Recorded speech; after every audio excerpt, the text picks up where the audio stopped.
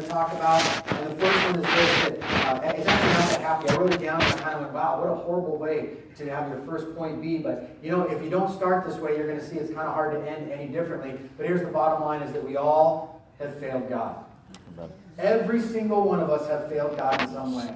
We're going to talk about Peter and how he failed God, right before the crucifixion, how it moved him into a place of restoration.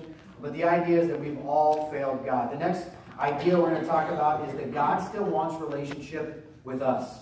This is amazing to me, that God still wants relationship with me. It's amazing to me when you've done something wrong to somebody, it's pretty easy for that somebody to write you off, right?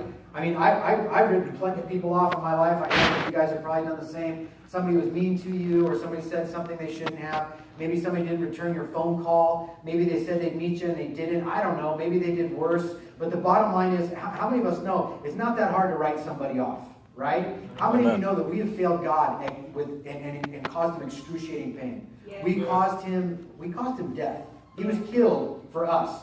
He became the sacrifice that came in and literally transformed our lives. And what did we do in response? A lot of us, we continue to put God on the shelf. We put God aside. We continue to offend him. And yet through all of that, there's always come that saying, I want relationship with you. Amen. Think about this. No matter what you've done, God's response is always that he wants relationship with you.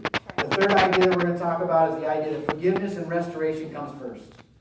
You know, a lot of times we try to order our lives, we try to figure out what we're going to do, how we're going to do it. But I believe that God's first priority in establishing that relationship isn't to come in and bring correction. This is important. A lot of people think that God's just sitting around waiting so that as soon as you do something wrong, he's going to bring down the holy hammer, right? Release the holy hand grenade, whatever expression you want to use there, and destroy you. But that's not the way God works. The way God works is his first priority is to come in and bring healing. His first idea or desire is to come in and bring restoration. And then along with that process, it is a process. Along with that thought, we have to realize that restoration and forgiveness is a process. How many of you, you know that restoration takes time? We're going to talk about this a little bit in the idea of the fact that I took on something crazy almost a couple years ago at this point, and I bought an old car, and I decided, hey, I'm going to fix this thing up. I'm going to restore it, right? And my wife said, are you really? And I said, oh, yeah, it's great. I got a budget, and I know exactly what I'm doing. She goes, you've never done this before. You have no idea what you're doing. And forget the budget. I've talked to people that do restorations, so figure about 3 times what you're figuring. And I said, yes, yes, and yes. I know nothing, and I'm still doing it. I'm going to restore. And what I've realized is restoration is a process, right? Yes. Well, my whole family realizes that the garage mess is part of the process. Right? Amen. And if I try to rush this thing, what I realize is things don't get done correctly. That I have to go back and fix it. I have to call somebody in the congregation that knows what I'm doing.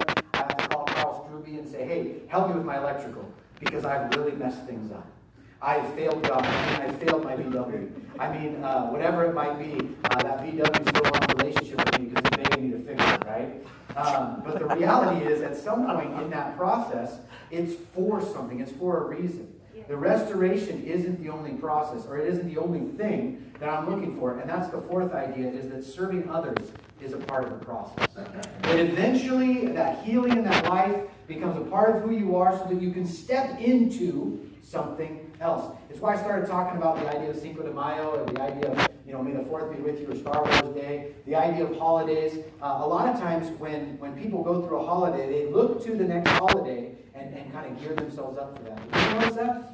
You guys do that? How many days till Christmas? Anybody in here that's like, I know how many days till Christmas, because right?